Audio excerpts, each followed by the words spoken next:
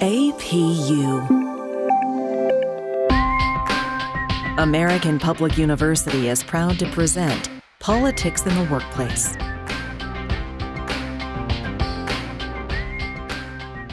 Hello, everyone. This is Linda Asher. Welcome to our podcast. Today, we are recognizing a 4-year anniversary for this podcast. We are honored today to be speaking with Dr. Marie Gould Harper, who created Politics in the Workplace podcast in 2016. Dr. Gould Harper is Dean of the School of Business for American Public University.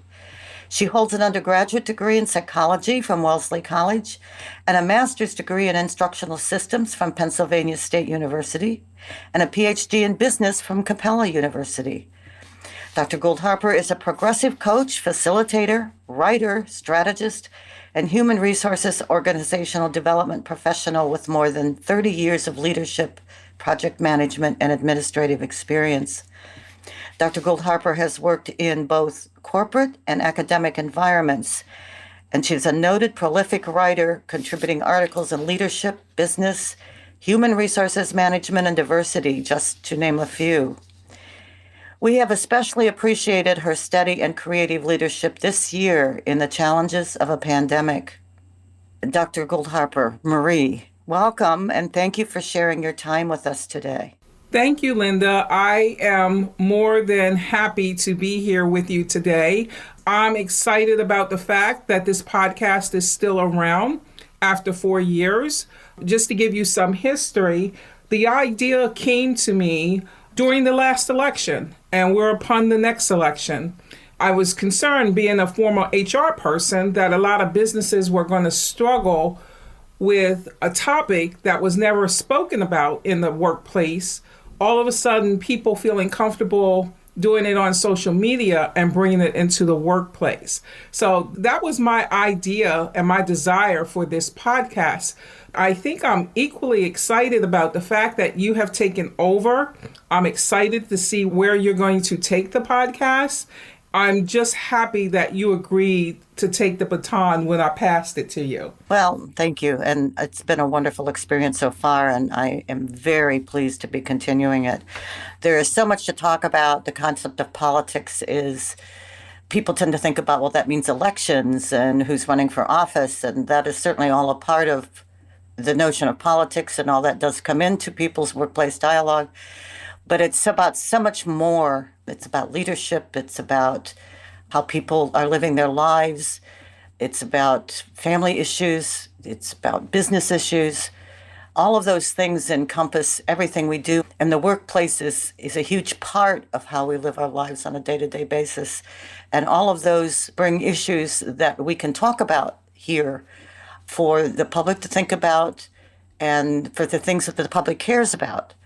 And I think it's an important podcast. I totally agree. You have touched on a topic that was a concern after the election was over in 2016. I was like, where do we go from here? Because everyone equated the podcast to the election in 2016. And once it was over, as you stated, I was able to find other topics that were a concern in the workplace. For example, paid maternity, paternity leave, benefits for individuals, how it affected families, and just different, I think, topics. I don't want to say controversial, but everybody may not see eye to eye. This podcast has been a platform for people to discuss their individual opinions and also discuss how they got to that point. Well, when you launched this 4 years ago, you mentioned social media, and a lot has happened in 4 years. But let's take a look back for just a minute. What were some other issues in 2016 at that time that formed your vision? Well, one of the things that I experienced personally, I think I'm on all of the social media platforms. During that time, I started to notice that, I grew up in an era where it was common for a person to be independent. It was okay to be moderate.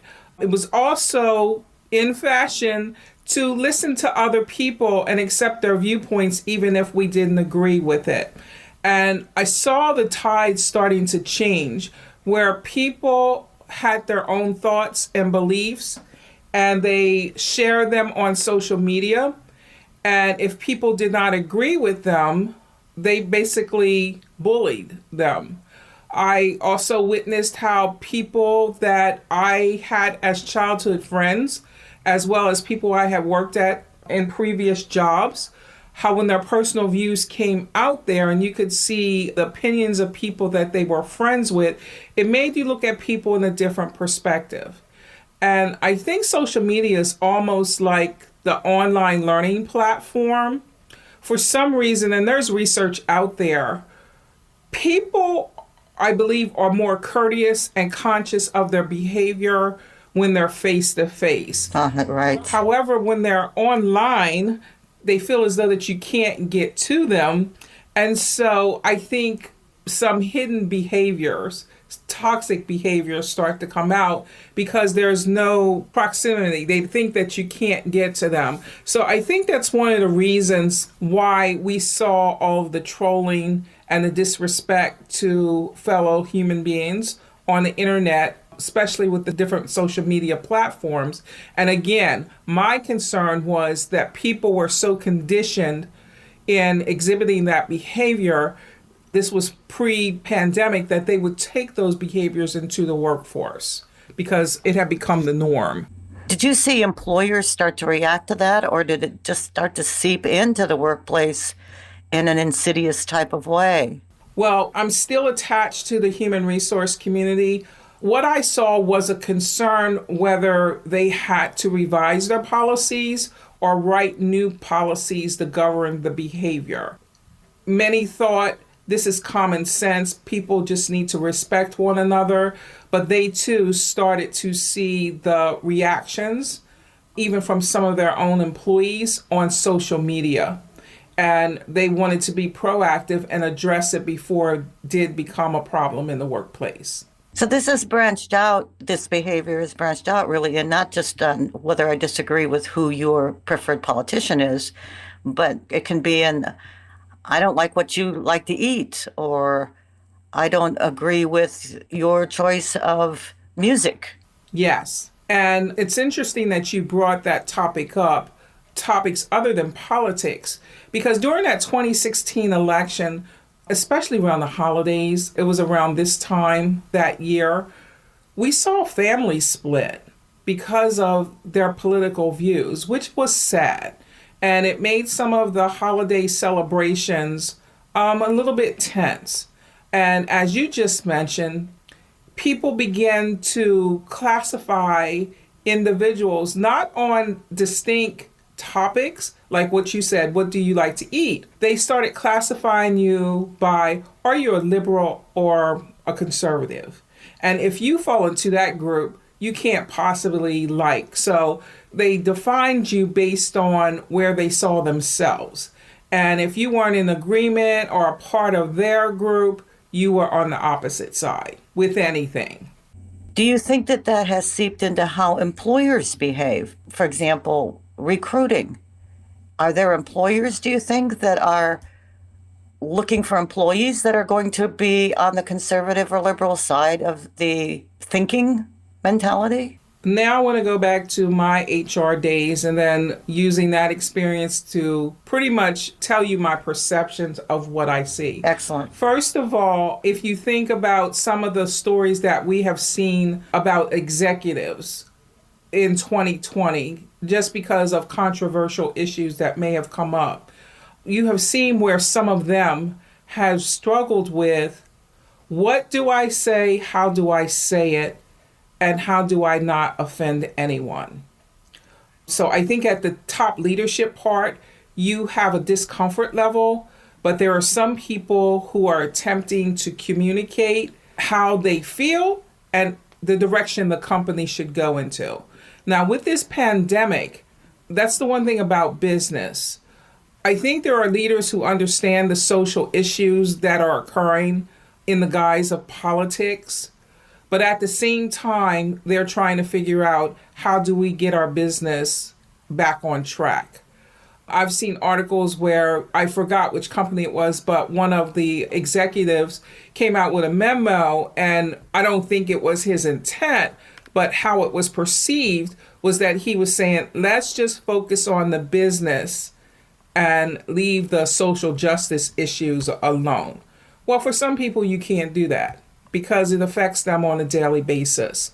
So in some circles, that could have been seen as an insensitive comment.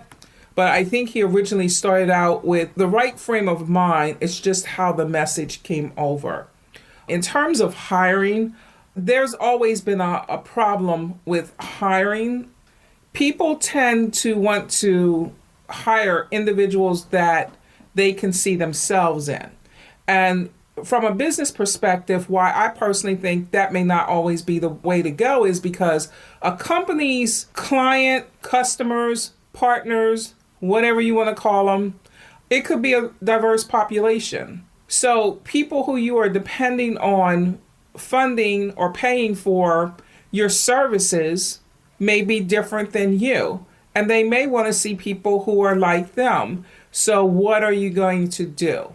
Not advocating putting quotas because there are qualified people out there, but how do you seek them? When I was a diversity officer, many times in the beginning, I was met with resistance, and that was because there was assumption that I was going to force them to do something.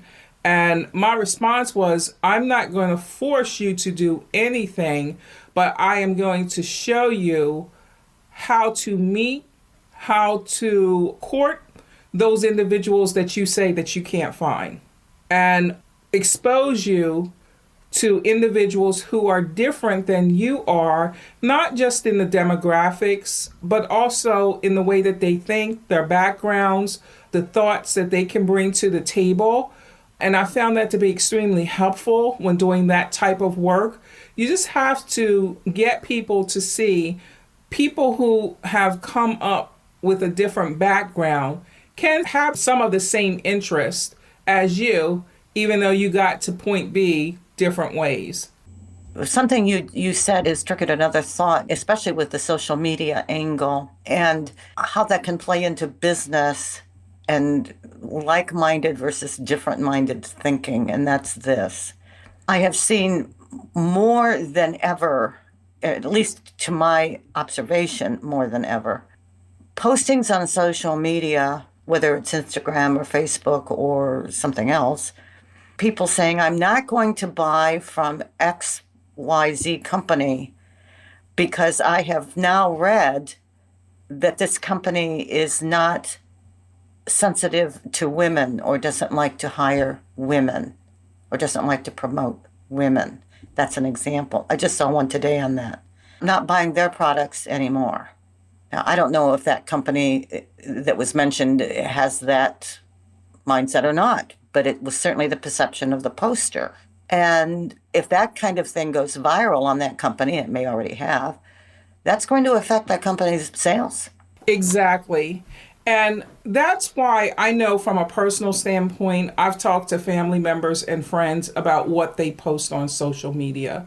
And I've even advocated being more on the conservative side, how when you make a post, that post is out there forever. There are employers who search to find out what potential employees, as well as current employees, are posting out there. And is it reflective of the values, mission, and vision of the organization that they work? Now, that in itself is a controversial topic, too, because some people believe that what they do on their personal time should not have any bearings on their work life if they can keep it separate. But you just hit on something that is a good argument. It's like you do, whether you're at work, even in your personal time, represent us. And especially if potential customers, clients can see the connection. And I think it's important for all levels, but definitely at the executive levels, because those are the stories that we see a lot. And I'll be perfectly honest, I'm not into the posting, but that example that you gave, I have done that. Companies who have come out with advertisements or positions where an executive just made a comment, I think I work hard for my money, and I'm not about to give my money or spend in the building up of an organization that does not respect me as an individual. So I have a problem with that, and I am one of those type of consumers that will do that. I'm not calling it a full-scale boycott. I'm just saying I'm not spending my money there. I think some executives get that. I think in the last 4 years, we have had some teams doing promotionals where you may have had a team that subscribes to the opposite side of diversity, which is groupthink, where everyone was thinking the same way and no one was there to hold up the flag like, we may not want to put that out there as representative of our company. And I think that's how some companies got into trouble, because there was no one different to vet a particular promotional before it went out.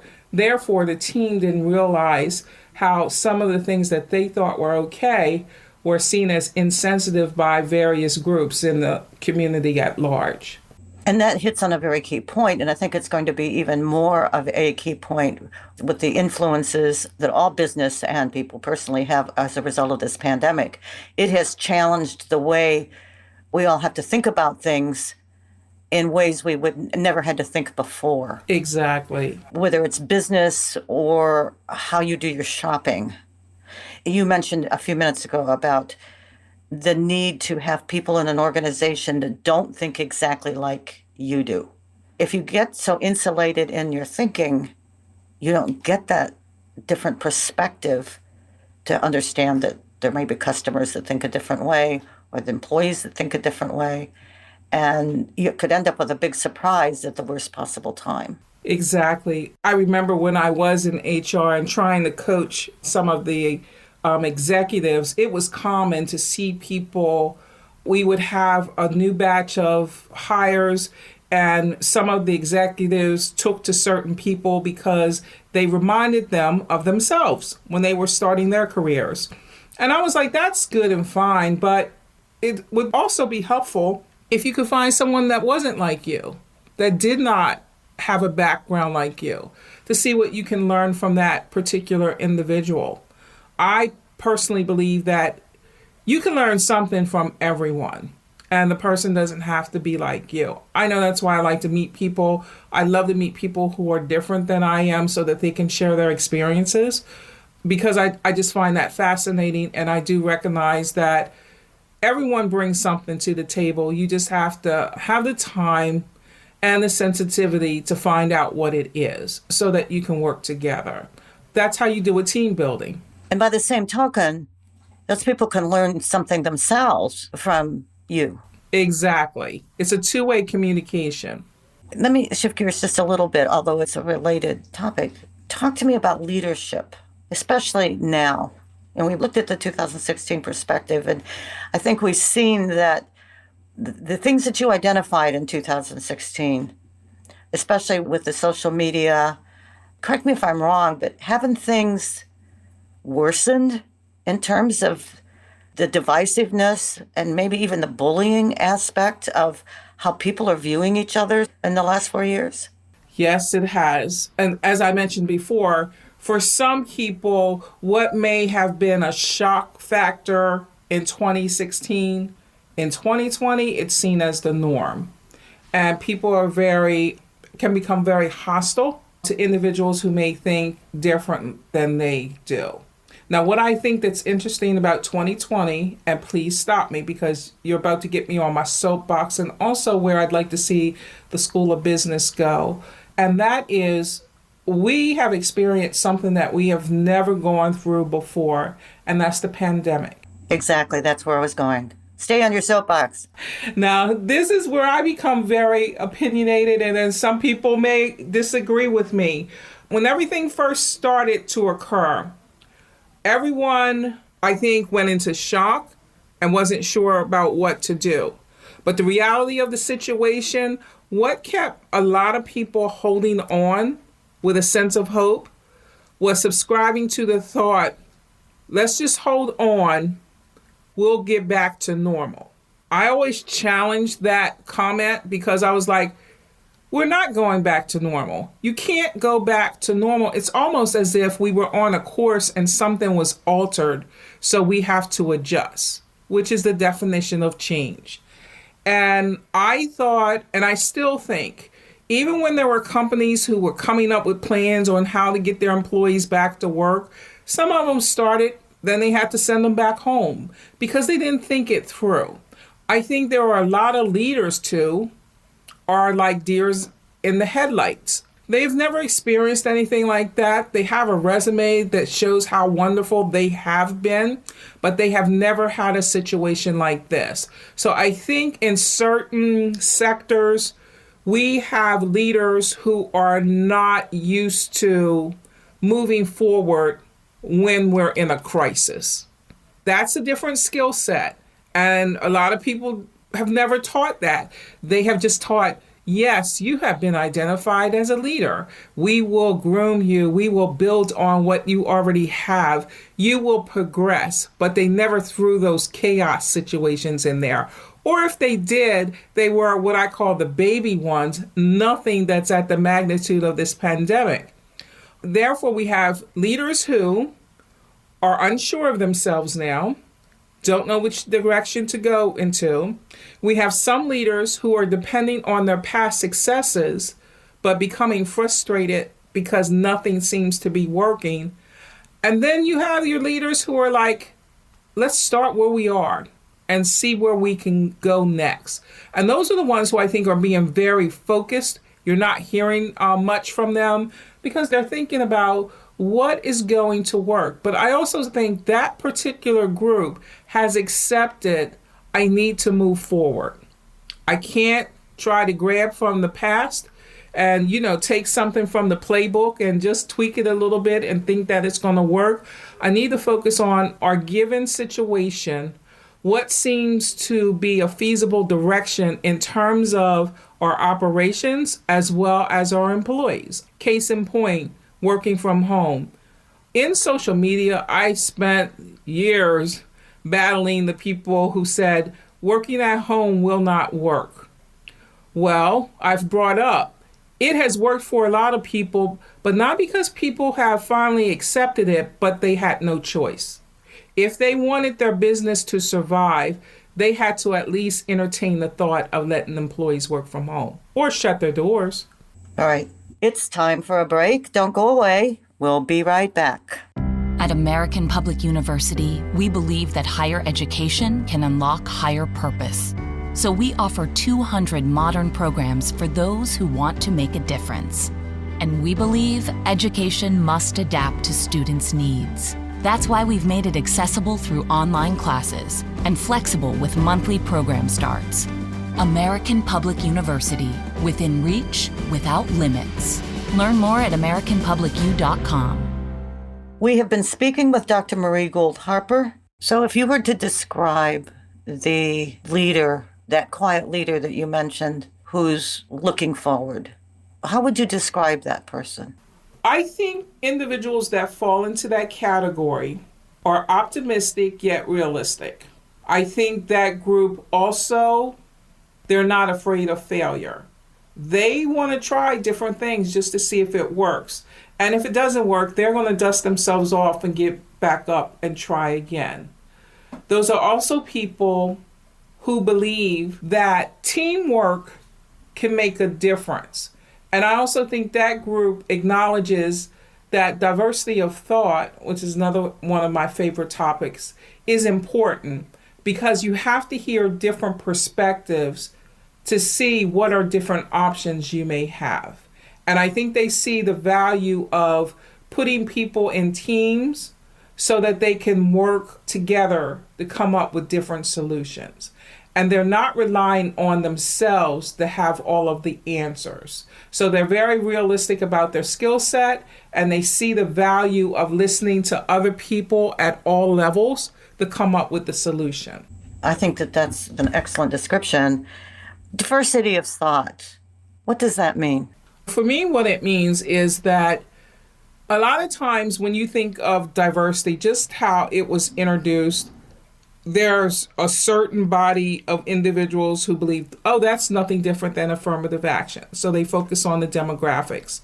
But if you look at diversity of thought, it's about the cognitive ability, how people think.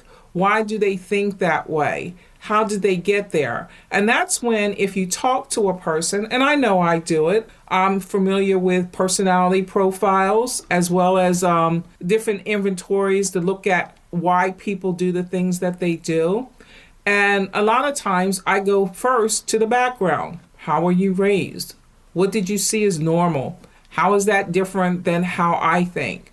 Especially if I'm in the workplace, I'm like, what has your work experiences been like? Because everybody has different work experience. You might have people on a team where half of the team have worked for the company, maybe the bulk of their adult career life. Then you may have other members on the team that have had a variety of positions, so they have been exposed to different things. When you bring those two groups together, it's exciting to see the brainstorming, especially if all members are open to at least hearing other people's opinions and thoughts. And then you would be surprised about the creativity of ideas that can come out as a result of people respecting one another's thoughts and sharing in a common cause of trying to find solutions to a problem. So when you're looking at that, you might even look at what people do who have certain types of hobbies or other things that they've done in addition to their work experience then. Yes. One thing that I have done, I did it this weekend. I was away and it was my first time staying at a hotel since this pandemic. And the general manager happened to be there. And I didn't know she was the general manager, but I started asking questions about how was business, because the night that I stayed, it was a full house. And I was like, how did you get to this point where people started coming back?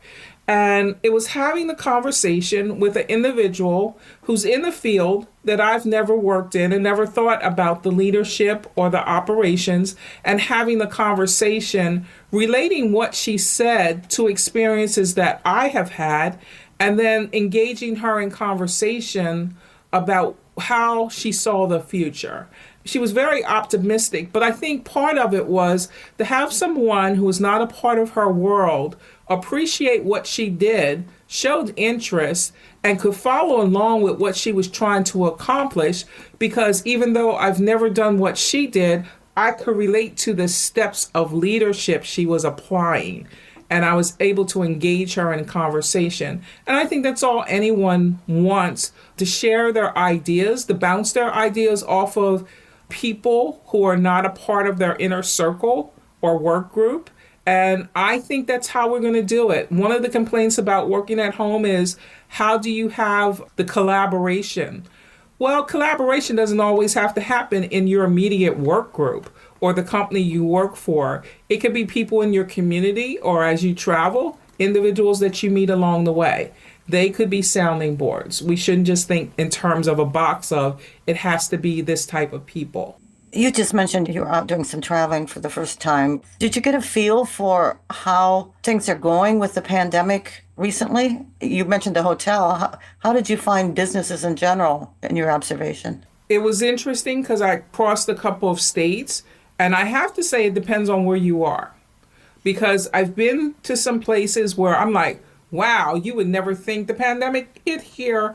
People are respecting social distance. They're wearing their masks, but they're still coming out to locations.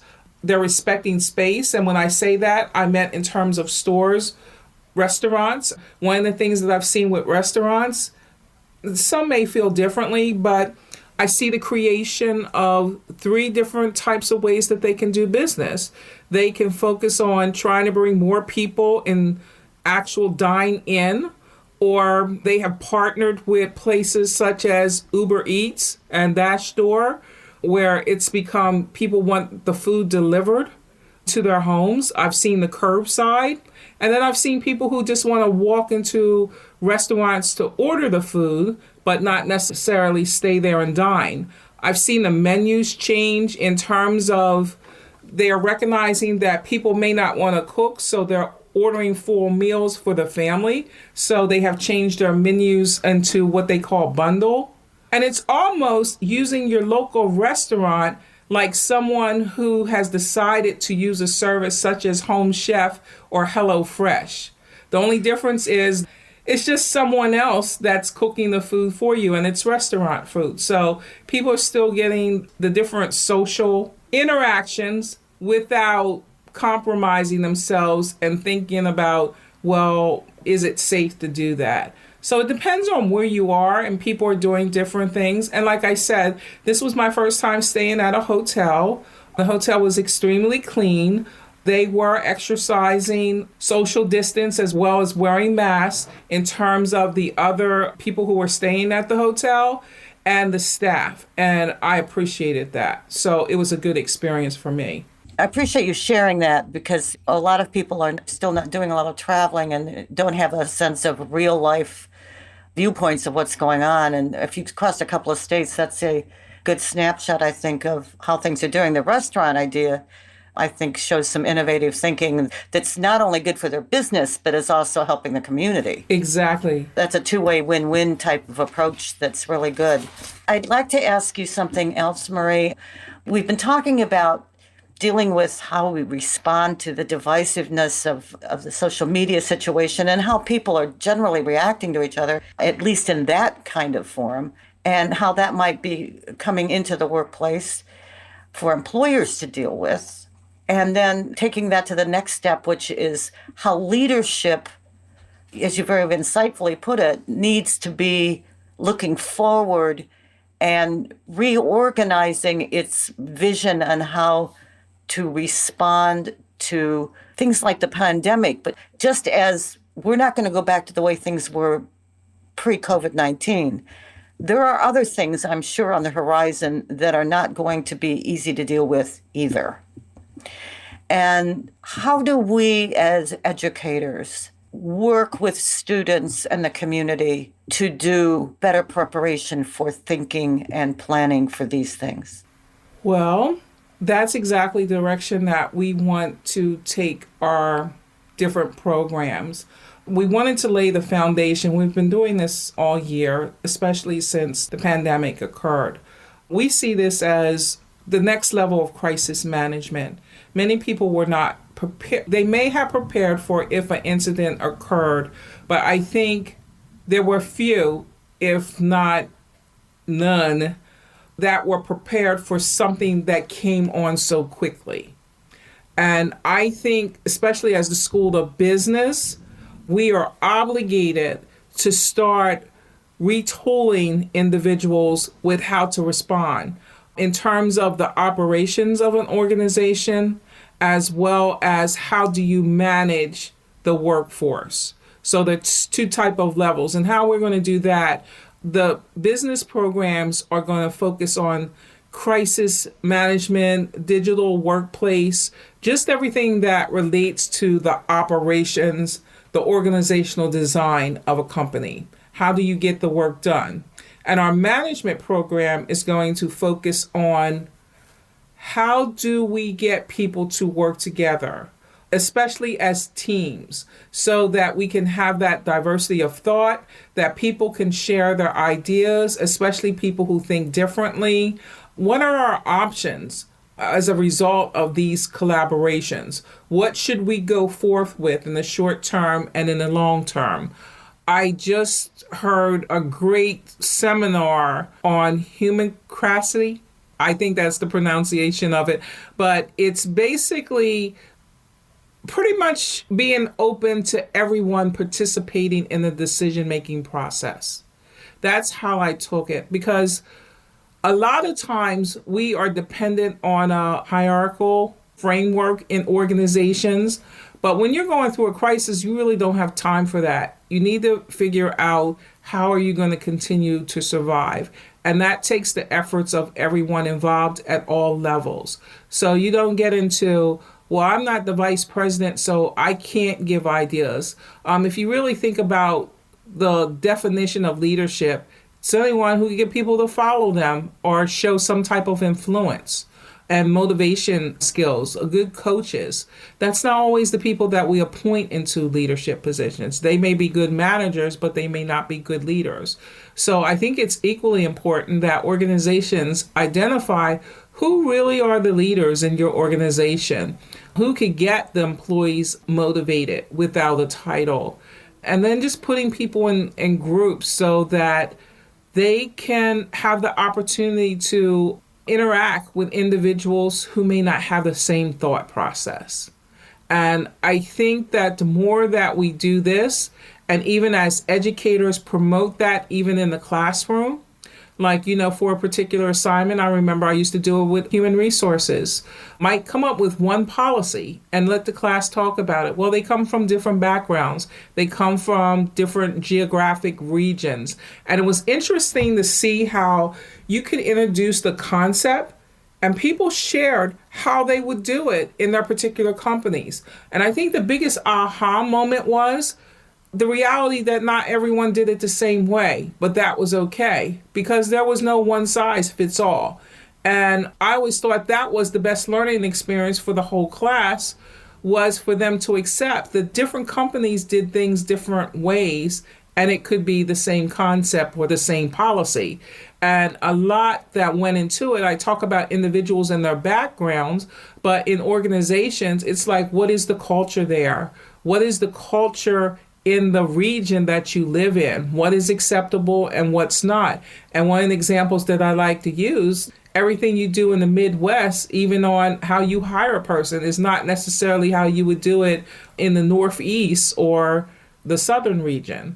So a lot of times we have to pay attention to external factors in our environment as we go out to make things happen. And I think that's a disadvantage of many companies, and why I'm really concerned when people say best practices.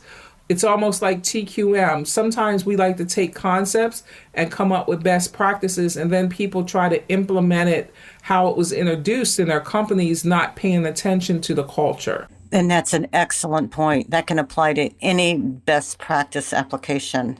You have to understand what the point of it is and then apply it to the circumstances, not just have it be an academic exercise. Exactly. And by the same token, you mentioned the geographic United States differences.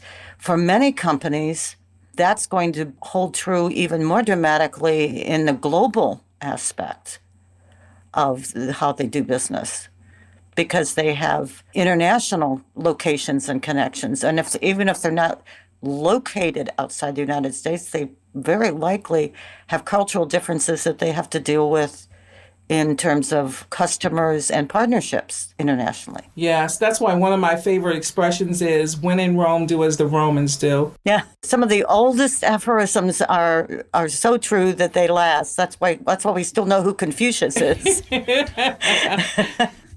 All of the things that we've discussed today bear on why this podcast started and why it's continuing. There are so many issues, and we've only touched a few high points that we can be discussing in this channel. And I certainly appreciate the opportunity that I have had to do this, for which I thank you. But most of all, thank you today for what you've brought to this discussion. Before we leave, is there anything else you would add today? I just want to thank you for inviting me. I thought it was time for the meeting, and I'm glad that it's the 4th year anniversary.